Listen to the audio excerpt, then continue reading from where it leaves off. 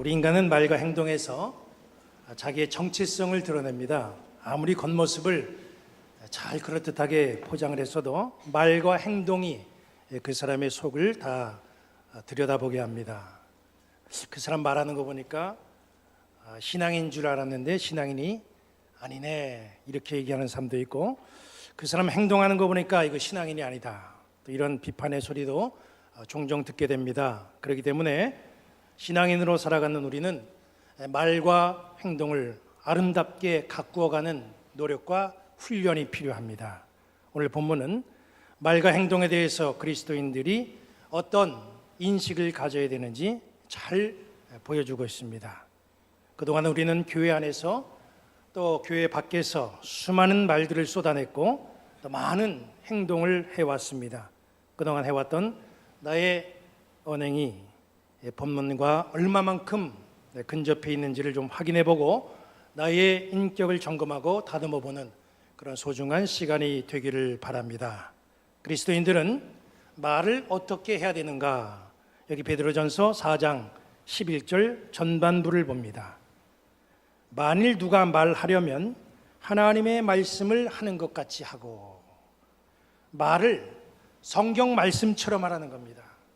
여기에 대해서 우리는 두 가지의 고민이 생깁니다. 하나는 우선 성경을 알아야 그 말씀대로 할 수 있는지를 고민이라도 해볼 텐데, 성경을 아예 모른다고 한다면 이 문제에 접근조차 할 수가 없다는 거예요.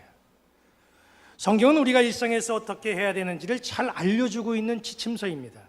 우리가 살면서 조금 안다고 해서 아주 작은 그 지식 가지고 남을 함부로 비판할 때가 있죠. 누가복음 6장 37절은 이런 비판 문제에 대해서 어떻게 말씀하고 있습니까? 비판하지 말라, 그리하면 너희가 비판을 받지 않을 것이요. 정죄하지 말라, 그리하면 너희가 정죄를 받지 않을 것이요. 용서하라, 그리하면 너희가 용서를 받을 것이요. 그렇게 말씀했어요. 이렇게 성경은 비판에 대한 지침을 우리에게 주십니다. 우리는 또 살아가면서 가끔 화가 날 때가 있죠. 속이 상할 때가 있습니다. 에베소서 4장 26절은 이런 화가 나고 속상해하는 우리에게 이렇게 말씀하고 있습니다. 분을 내어도 죄를 짓지 말며 해가 지도록 분을 품지 말아라. 성경은 화가 날 때 어떻게 처신해야 될지 그 지침을 잘 말씀하고 있다는 겁니다. 성경을 우리가 잘 알고 있으면 어떤 상황이 우리 앞에 닥쳤을 때에 그 상황 속에서 함부로 말하지 아니하고 그 상황에 적절한 말씀이 생각나서 그 말씀대로 우리가 말을 할 수 있을 텐데, 말씀을 모르니 어떻게 우리가 주의 말씀을 입 밖에 낼 수가 있겠습니까? 우리가 말씀을 모르면 사실 이 문제에 접근하기가 힘들다는 것이죠. 또 하나의 고민이 뭐냐면, 말씀을 안다고 해도 그 말씀대로 말하기가 참 어렵다는 거예요. 말씀을 많이 읽고 말씀을 많이 알아도 말씀대로 말하면서 산다고 하는 것은 그게 쉬운 일이 아닙니다. 하나님의 말씀을 제일 많이 알고 제일 입에 많이 달고 사는 사람이 누구겠어요? 목사잖아요. 우리 목사들이 말씀대로 꼭 살아갑니까? 사실 부끄러울 뿐입니다. 복음서에 나오는 제사장들, 서기관들, 이 사람들은 평생을 말씀과 함께 살아가는 사람들입니다. 말씀을 잘 알고 있는 그들은 당연히 그렇다면 하나님의 말씀대로 말을 해야 됩니다. 그런데 그렇지는 못했어요. 우리 앞에 말씀은 있지만 가까이 하지도 않고, 설령 말씀을 내가 늘 가까이 하고 말씀 가운데 산다고 할지라도 그 말씀을 입에 담고 살아간다고 하는 것은 이게 쉬운 일이 아니라는 거예요. 그렇기 때문에 우리는 무엇보다도 하나님의 말씀을 입에 담을 수 있는 그런 훈련을 자주 해야 됩니다.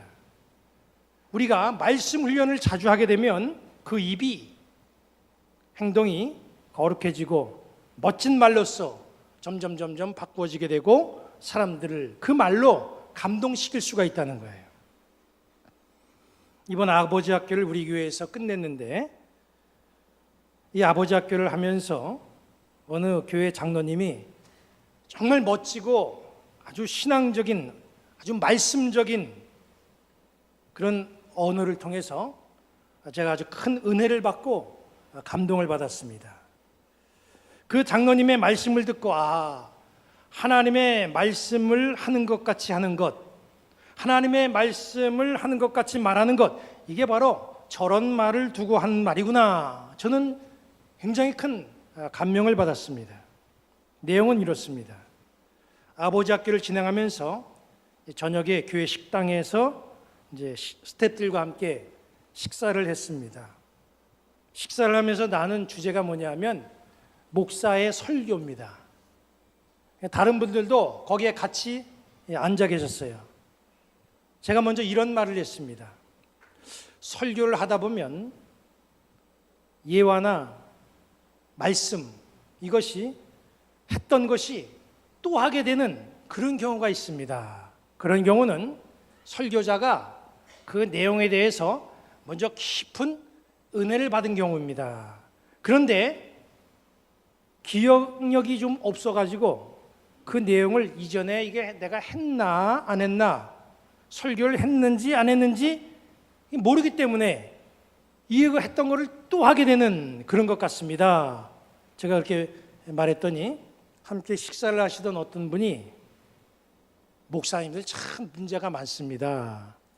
했던 말씀 또 하시고 재탕 삼탕에 사골 우려 먹듯이 계속 똑같은 말을 하시는데 그럴 때마다 영 은혜가 안 됩니다.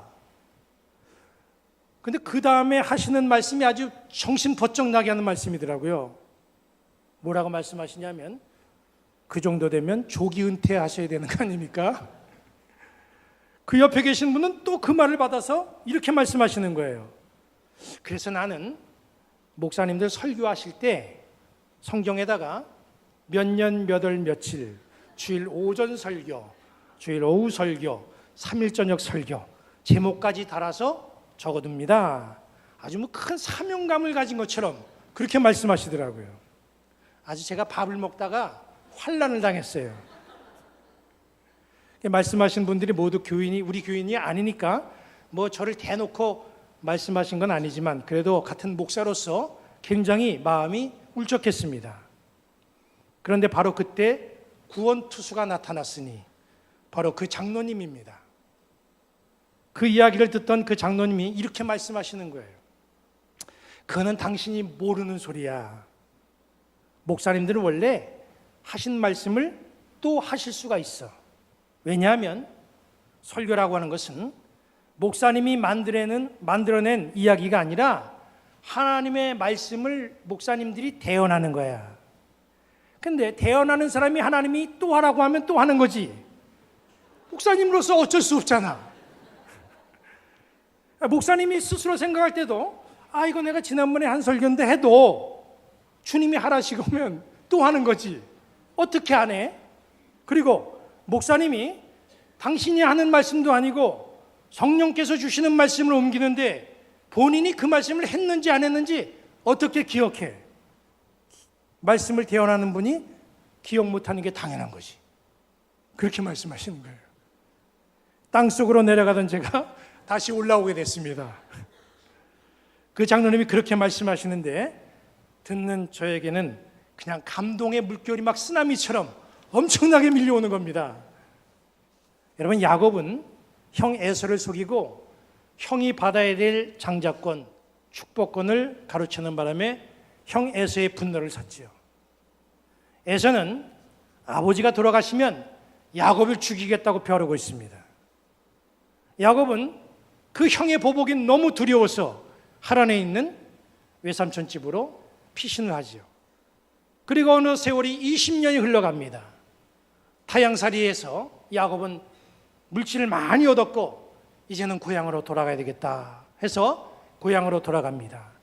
그런데 그 마음속에 형 에서의 분노가 걸렸어요. 또 에서도 보니까 야곱이 고향으로 돌아온다는 말에 400명을 대동하고 야곱을 향해 갑니다. 야곱은 형을 만나면 보복당할까 봐 굉장히 떨면서 긴장을 했어요. 야곱은 형이 무서워서 창세기 32장 11절에 이렇게 기도합니다. 내가 주께 간구하오니 내 형의 손에서 에서의 손에서 나를 건져내시옵소서. 내가 그를 두려워함은 그가 와서 나와 내 처자들을 칠까 겁이 나기 때문이니이다. 다시 만날 형 에서가 너무나 무서웠습니다. 드디어 야곱은 야복강을 건너서 형 에서를 만났어요. 그런데 에서는 야곱에게 보복한 것이 아니라 야곱을 안아주면서 환대했지요. 그런 형 에서의 모습에 야곱이 이렇게 얘기합니다. 이렇게 말을 하죠. 내가 형님의 얼굴을 보니 하나님의 얼굴을 본 것 같습니다. 이 말은 이스라엘 사람의 입장에서 보면은 대단한 표현입니다. 하나님의 이름, 하나님의 입장은 함부로 이스라엘 사람들은 입에 오르내리진 않아요. 이렇게 얘기했다고 하는 것은 최고의 천사입니다. 감히 하나님을 사람의 표정에 인용을 했다. 굉장한 겁니다. 야곱은 용서와 사랑으로 안아주는 그 형의 표정을 가장 위대한 표현으로 말을 했던 거예요. 여러분, 말이라고 하는 것은요, 머리가 마음으로부터 전달받은 것을 해석해서 입을 통해서 나오는 거예요. 입을 통해서 그렇게 나오는 소리가 말입니다. 어떤 마음을 품었는가? 사랑의 마음인가? 미움의 마음인가? 그 마음을 어떻게 머리가 해석을 해야 될 것인가? 긍정적으로 해석할 것인가? 아니면 비판적으로 해석할 것인가? 거기에 따라서 입에서 나오는 말이 결정되는 거예요. 설교라고 하는 주제로 이야기가 오고 갔지만 생각들이 달랐습니다. 또 말들이 달랐어요. 왜 다릅니까? 그 마음 속에 어떤 마음을 담고 있었고 그 머리는 어떤 해석을 했는가, 거기에 대한 차이예요. 에서를 향해서 내가 형님을 보니 하나님을 본 것 같습니다. 이렇게 고백한 야곱은 그 마음 속에 형님의 사랑을 담았고 그 머리가 형님의 용서로 해석했기 때문에 그렇게 말을 할 수가 있었다는 거예요. 우리 모든 성도들 하나님의 말씀을 하는 것 같이 말하시기를 바랍니다. 하나님의 말씀을 하는 것 같이 말하려면 머리와 마음이 잘 훈련되어져야 돼요. 위로와 용서, 사랑으로 마음과 머리를 훈련시키시기를 바랍니다. 그래서 내 입에서 나오는 그런 모든 말들은 하나님의 말씀과 같은 그런 은혜의 언어들이 되시기를 주님의 이름으로 간절히 축원합니다. 그 다음에 우리가 생각해야 될 부분은 그리스도인들의 행동에 대한 부분이에요. 그리스도인들은 어떻게 행동해야 됩니까? 여기 본문 11절 중반절에 보면은 누가 봉사하려면 하나님이 공급하시는 힘으로 하는 것 같이 하라, 이렇게 말씀하고 있어요.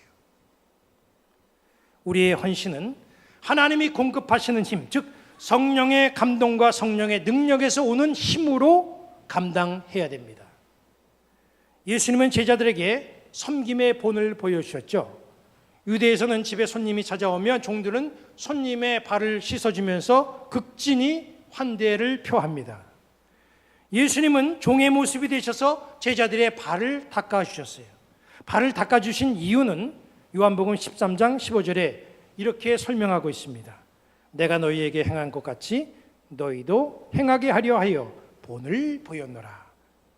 예수님이 제자들의 발을 씻기신 이유는 내가 너희들의 발을 씻기면 너희들도 저렇게 섬기는구나, 그걸 깨닫고 서로 발을 씻기고 또 다른 사람의 발까지도 그렇게 씻기면서 살아가라, 이렇게 본을 보이면서 그렇게 하라고 하기 위해서 발을 씻기는 거예요. 우리가 아주 쉽게 생각하는 게 있습니다. 지도자가 본을 보이지 않는데 누가 헌신하고 봉사하냐, 이런 논리피지요. 이건 이론상으로 틀림이 없는 말입니다. 그러나 실생활을 보면요, 아무리 본을 보여도 반드시 따라서 헌신하는 건 아닙니다.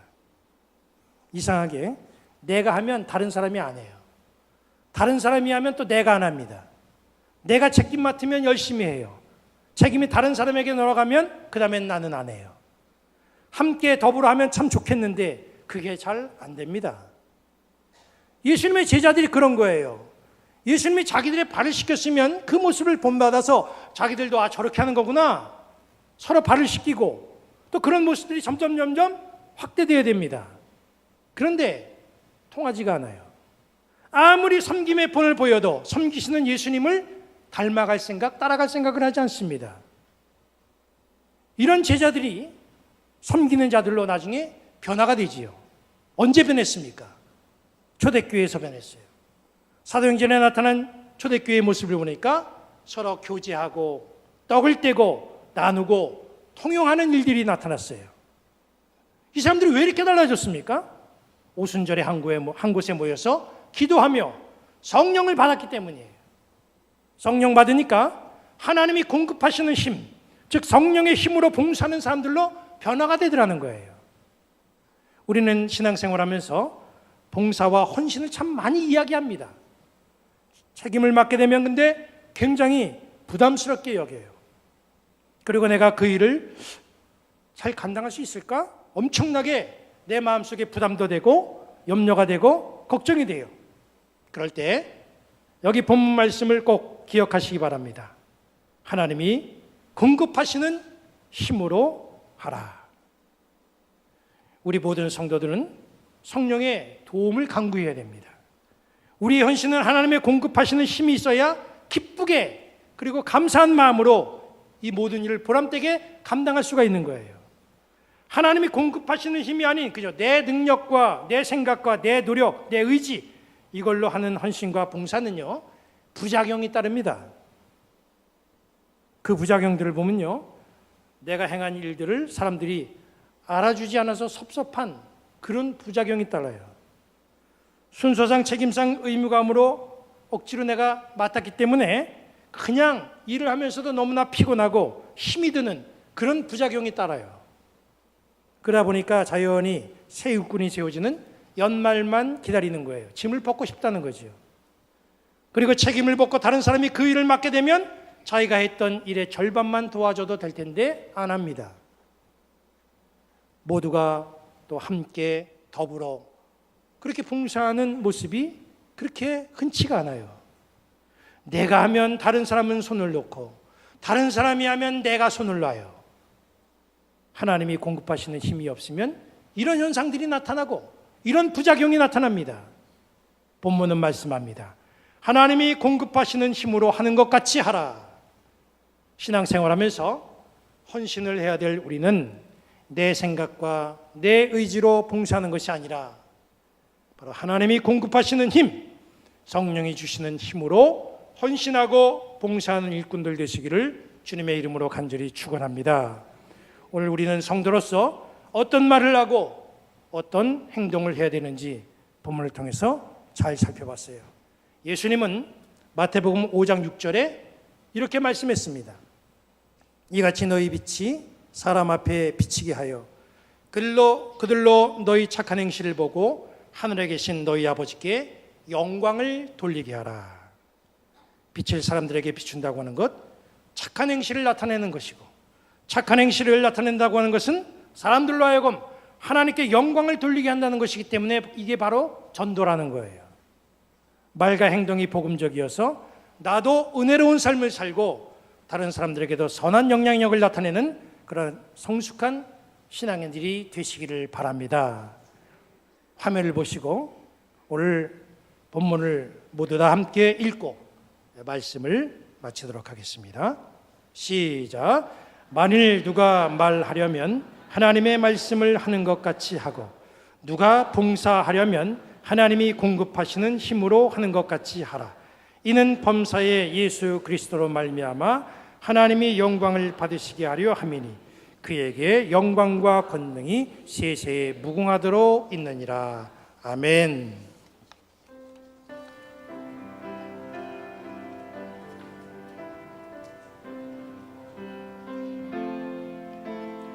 나의 입술의 모든 말과 나의 마음의 묵상이 주께 연락되기를 원하네. 생명이 되신 주 반석이 되신 주 나의 입술의 모든 말과 나의 나의 마음의 묵상이 주께 연락되기를 원하네. 하나님이 여러분에게 복을 주시고 여러분을 지키시기 원하며, 하나님이 그의 얼굴을 여러분에게 비추사 은혜 베푸시기 원하며, 하나님이 그 얼굴을 여러분에게로 향하시고 평강 주시기를 성부, 성자, 성령의 이름으로 축원합니다. 아멘.